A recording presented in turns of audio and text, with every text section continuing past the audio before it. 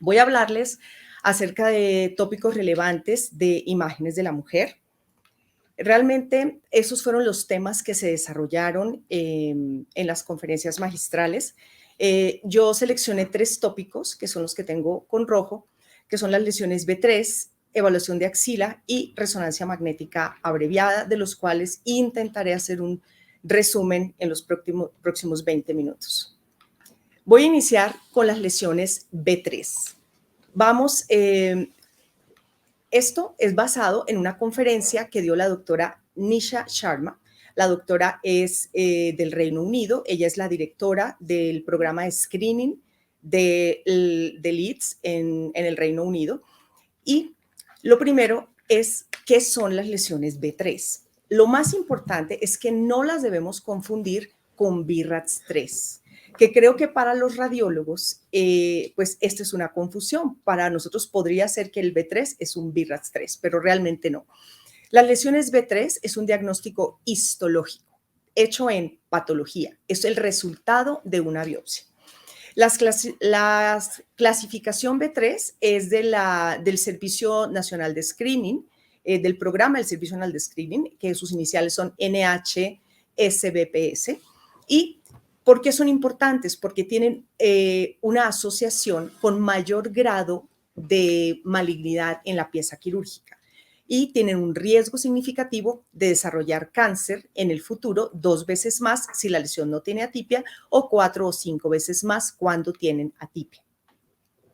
Esta es la clasificación de la NHSBP, la cual no voy a entrar en detalle, solamente les quiero mencionar de dónde sale nuestra lesiones B3, que son lesiones benignas de potencial maligno incierto. ¿Cuáles son las lesiones? Hiperplasia ductal atípica, neoplasia lobulillar, atipia epitelial plana, lesión papilar, tumor filodes, cicatriz radial, lesión esclerosante compleja, mucocelulaic y cambios por embarazo con atipia. Este grupo de diagnósticos histopatológicos son los que son conocidos como las lesiones B3. ¿Cuál es la importancia de estas lesiones? La prevalencia de ellas es del 5 a 10% en las biopsias. Y algunas presentan un desafío porque los patólogos son nuestro gol estándar y los patólogos pues son humanos y a veces les cuesta trabajo diferenciar entre una hiperplasia ductal atípica y un carcinoma in situ. Entonces hay un desafío diagnóstico para los patólogos. El grupo de las lesiones B3 es un grupo de lesiones heterogéneas, el cual pueden contener el cáncer solo en una parte de la lesión. Cuando hay una lesión de estas que tiene cáncer o que se asocia a cáncer, generalmente son cánceres de bajo grado, receptores hormonales positivos y son de buen pronóstico. Entonces, este es nuestro escenario en las lesiones de alto riesgo. Hay 2 escenarios. Uno, puede haber una evolución de una lesión benigna a una lesión atípica y posteriormente a una lesión maligna. Y también puede coexistir todo en la misma muestra. Entonces, como no sabemos, nosotros hacemos la biopsia. Les repito, generalmente todas las lesiones son heterogéneas. Entonces, hacemos una biopsia. Los verdes son benignos. Yo hice esta biopsia, hice un muestreo y ¿qué me salió? Me salió una lesión benigna, lo cual me está infraestimando porque esta lesión tiene atipias y tiene malignidad, la cual no fue tomada en la biopsia. Mismo, otra lesión heterogénea a la cual la primera muestra, aquí viene la segunda, aquí viene la tercera. Esto que sale, una lesión con atipias. Le pegué solo a las atipias y no le pegué al cáncer. Por eso las lesiones son controvertidas, las lesiones B3, porque pueden tener atipias, pero también puede haber un cáncer presente ahí.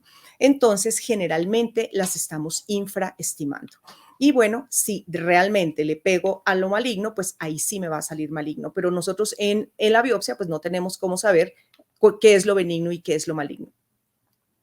La tasa de upgrade de las lesiones B3 o el upgrade se entiende como que la el resultado de patología es 1 y en la pieza quirúrgica es una lesión maligna. Es variable, la tasa de upgrade es variable y va desde el 10 al 34%. La casuística más grande es de 26,000 biopsias, en las cuales tiene un 21% de upgrade. Entonces, más o menos estamos alrededor del 20% en promedio de que esas lesiones que vimos pueden ser malignas en la pieza quirúrgica. Por lo tanto, esto es una lesión controvertida porque las operamos o las llevamos a observación. Y el punto de vista controvertido no es radiológico, sino es quirúrgico, ¿no? Eso les corresponde a los cirujanos. Y la controversia está entre si las vamos a sobretratar, porque no todas van a desarrollar el cáncer, o si decidimos observarlas, se nos va a pasar un cáncer. Entonces, ahí está como el gran dilema. A raíz de esto, hay unas guías del Reino Unido respecto a las lesiones B3, las cuales pues es una amplia revisión de la literatura para mejorar la perspectiva de este tipo de lesiones. Respecto a estas lesiones, hay lesiones que tienen características típicas en imagen, como puede ser la cicatriz radial, que es la que conocemos en mamografía como una distorsión de la arquitectura mamaria, la lesión papilar, diagnóstico de ultrasonido, y el tumor filodes, que también lo podemos sospechar cuando son lesiones que parecen un fibroadenoma, pero que tienen un crecimiento rápido o que son heterogéneos a la ecografía. En esto podemos sospechar en estas lesiones, pero la mayoría no tienen representación característica en imágenes, que son la hiperplasia ductal atípica, la neoplasia lobulillar in situ y la atipia epitelial plana. Estas generalmente se manifiestan como microcalcificaciones en mamografía y generalmente son de todo el espectro de las calcificaciones, son las calcificaciones amorfas las que más se asocian a este tipo de lesiones. El manejo tradicional de estas lesiones ha sido inicialmente una biopsia de corte y posteriormente una excisión quirúrgica con una previa marcación por arpón. Ahora, la ruta propuesta por las guías del Reino Unido es hacer una biopsia, ya sea de corte o asistida por vacío, si la lesión es un diagnóstico B3, una benigna de potencial maligno incierto, se discute en una junta multidisciplinaria y se decide si es elegible o no para resección asistida por vacío.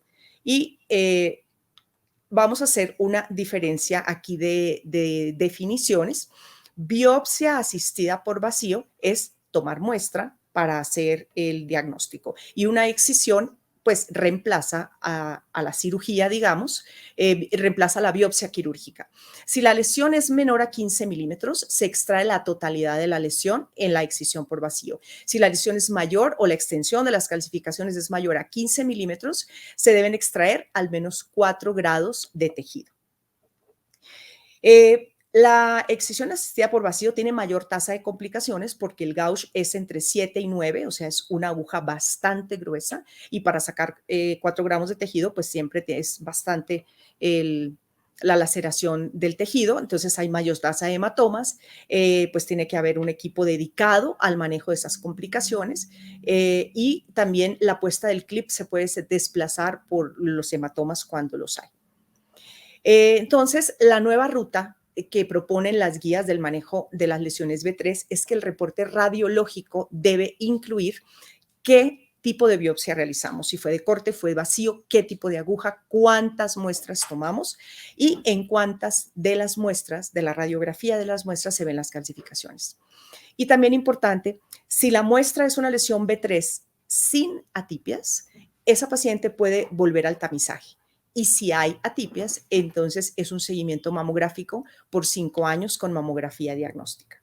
Entonces, el dilema de estas lesiones está entre observación y cirugía. Aquí está el mundo ideal y el mundo real. Y esto depende de acuerdo a los recursos que tengamos disponibles. No en todos los sitios tenemos equipos de vacío. El grupo multidisciplinario es muy importante, trabajar en conjunto y ver cómo se mueve ese equipo y cuáles son los sistemas de salud y las políticas de salud del país, si cubren o no cubren este tipo de procedimientos. El segundo tópico que quiero hablar rápidamente es axila. Sigue siendo un tópico siempre en los congresos. Este tópico lo hablaron la doctora Penny Moyle, la doctora Kelly Hunt, que ella es cirujana de seno del MD Anderson, y la doctora Jessica León, que es una gran amiga nuestra de Fundación Santa Fe también, y de MD Anderson. Entonces, ¿por qué es importante la axila? Porque siempre tenemos que tenerla presente, porque el 30-40% de los cánceres de mama recién diagnosticados tienen compromiso de ganglios axilares. Y el compromiso axilar es uno de los factores más importantes en el pronóstico de la enfermedad. Determina la necesidad de quimioterapia sistémica y radioterapia y también está para estadificar el tumor. Recordar siempre que debemos hablar de axila con los niveles axilares. ¿En qué nivel está el ganglio que estamos viendo? Recuerden que esta clasificación es de acuerdo a la localización del pectoral. Nivel 1, lateral al pectoral o externo. Nivel 2, por debajo del pectoral. Y nivel 3, medial al pectoral. Otra cosa bien importante y que con mucha frecuencia lo vemos en reportes radiológicos es el tema de adenopatía o adenomegalia. Recuerden que en mama o en axila el tamaño no se considera un criterio diagnóstico para uno hablar de un ganglio patológico. En el primer caso tenemos un ganglio que mide casi 3 centímetros de longitud y es un ganglio completamente normal. Es un ganglio que no es una adenomegalia, es un ganglio de 27 por 10 milímetros. El segundo ejemplo es un ganglio grandísimo, 48 por 25, francamente una adenomegalia, pero miren, los de la derecha son ganglios de 5 milímetros y 4 milímetros que son francamente patológicos y son ganglios metastásicos de cáncer de mama. Por lo tanto, mensaje importante, el tamaño en axila no importa, importa es la morfología para uno hablar de adenopatía o adenomegalia. Siempre el ultrasonido es muy importante en la evaluación axilar. Tiene un valor predictivo negativo del 95%. Si nosotros decimos que el ganglio es completamente normal, pues ahora hay publicaciones que cuestionan la realización o no de la biopsia de ganglio centinela, confiando en el ultrasonido.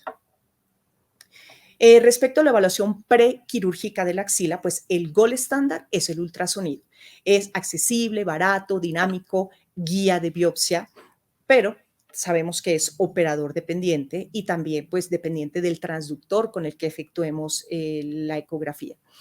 Nuevas tecnologías en ultrasonido como elastografía y ultrasonido con contraste definitivamente mejoran la especificidad del ultrasonido, pero también pues no está disponible en todas partes estas nuevas tecnologías. Y respecto a las imágenes seccionales como tomografía, resonancia y PET, pues la ventaja es que tiene un campo de vista más amplio, podemos ver todos los niveles axilares, podemos ver bilateral y en forma comparativa. Y también podemos evaluar metástasis a distancia. Y son buenas estas imágenes en evaluar respuesta a la quimio neoadyuvante. En una revisión sistemática y metaanálisis para evaluar las metástasis, miren que el método más sensible es la resonancia con medio de contraste. Pero la especificidad de la ecografía sola, ecografía con escala de grises, es superior a la de resonancia con contraste.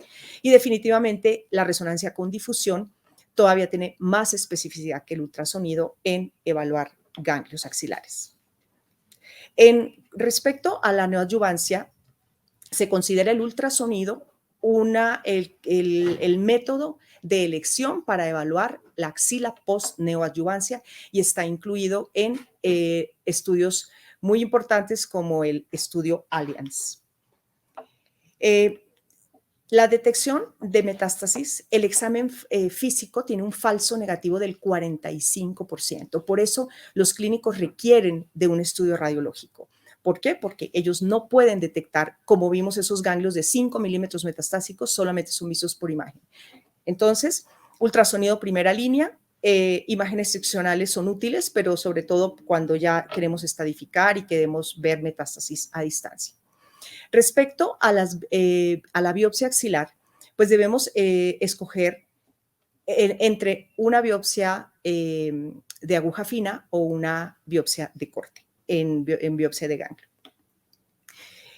¿Cuáles son las complicaciones? Perdón, me devuelvo acá que no mencioné una cosa. Ay, me adelanté. Bueno, devuélvete, sí, por favor. Devuélvete. Allí, aquí estábamos. Debe ser un método seguro, costo efectivo y eficaz.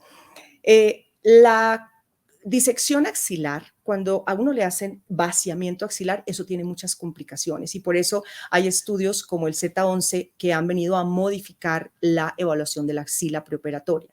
Entonces, estos linfedemas tan impresionantes que se veían antes, pues es lo que ahora se está tratando de evitar. Recordemos la evaluación, la clasificación de Betti de los ganglios axilares.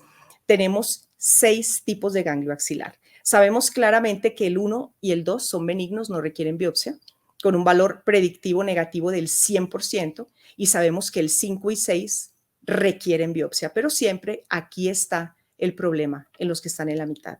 Entonces, ¿cómo debemos evaluar estos ganglios y si realmente los debemos biopsiar o no? Pues aquí toca escoger muy bien el contexto y seleccionar el paciente para saber si realmente le vamos a dar valor a esas pequeñas anormalidades que nos pueden manifestar, no tan claras como el 5 y el 6. Cuando uno hace una biopsia con aguja fina en un ganglio que lo único que tiene es una lobulación pequeña como esta, uno tiene que ser muy preciso para poder detectar las micrometástasis. Respecto a los 2 tipos de biopsia que tenemos para axila, pues el BACAF es el más utilizado, es más rápido, es menos invasivo y en algunos centros tienen un resultado en tiempo real porque tienen un citopatólogo allí y más o menos en 10-15 minutos les dice sí o no tiene metástasis. Y la biopsia con aguja gruesa, su ventaja son los biomarcadores. En axila, recordemos que los ganglios más frecuentemente vistos en carcinoma lobulillar son el 4 y el 5, pero el tipo 3 y 4 son más frecuentes de carcinoma lobulillar, para que lo tengan en cuenta. Si la paciente es un lobulillar y lo único que ven es una pequeña lobulación del ganglio, eso podría ser una manifestación de la metástasis. Y en axila ahora el mundo está girando a hacer operaciones dirigidas, marcaciones de ganglio preoperatorias, preneoadyuvancia y van a sacar el ganglio directamente biopsiado. Entonces la marcación se hace o con un clip o con semillas magnéticas, dependiendo de los recursos. Y rápidamente los tópicos de resonancia de mama dados por el doctor Pascal Balzer y el doctor Christopher Comstock. Pues el tópico de ellos fue generar valor en imágenes mamarias y dicen que la resonancia genera valor. ¿Cómo genera valor? Pues la resonancia en radiología, ¿cómo se genera valor? Con los equipos, con los tiempos de examen y los materiales de contraste. Esos son los controladores de costos y ahí es donde tenemos que aplicar la generación de valor en estos tipos. Y a nosotros nos corresponde es el tiempo del examen. La resonancia, definitivamente el método más sensible para detectar cáncer de mama, no depende de la densidad mamaria y tiene una alta detección de cáncer y una baja detección de cáncer invasivo, pero es un estudio largo. Y a raíz de eso se han evolucionado a la ejecución de protocolos abreviados como el de la doctora Kuhl. Utiliza la resonancia magnética de mama en donde hace solamente un T1 sin contraste y un T1 con contraste como adquisición y finalmente hace unas secuencias MIP, que es postproceso, y con esto tiene una certeza diagnóstica similar al protocolo completo. El protocolo abreviado de mama y el protocolo completo son equiparables en cuanto a sensibilidad y especificidad. Por lo tanto, al disminuir tiempo de examen y de lectura, disminuyen los costos. Al disminuir los costos, se aumenta la posibilidad de acceder al tamizaje y mayor alcance a pacientes de todos los grupos de riesgo. La difusión agrega valor en mama porque se considera un biomarcador. No es útil en tamizaje La difusión todavía está, la evidencia en construcción, pero sí es útil la difusión en respuesta a la neoadyuvancia. Y bueno, nos genera valor disminuyendo tiempos como en protocolos abreviados y haciendo el uso de difusión. Y las conclusiones de mi presentación, pues a mí me parece que RSNA es una gran oportunidad para conocer hacia dónde se mueve y cómo se está moviendo la radiología y hacia dónde vamos y cuál es la visión de los líderes. Aquí estoy con la doctora Mary Mahoney, que es la presidenta de RSNA, que es radióloga de mama también. También RSNA nos da la posibilidad de conocer y conectar con colegas y amigos. Nos da la posibilidad de hacer relaciones, invitarlos a nuestros congresos. La doctora Jessica León, gran amiga nuestra, el doctor Fernando Lavista, un radiólogo de Uruguay. Y también tuvimos la experiencia de compartir con nuestros residentes y con nuestros médicos hospitalarios y fellow. Creo que RSNA es una gran experiencia para nuestros residentes porque ellos son el futuro de nuestra especialidad. Muchas gracias.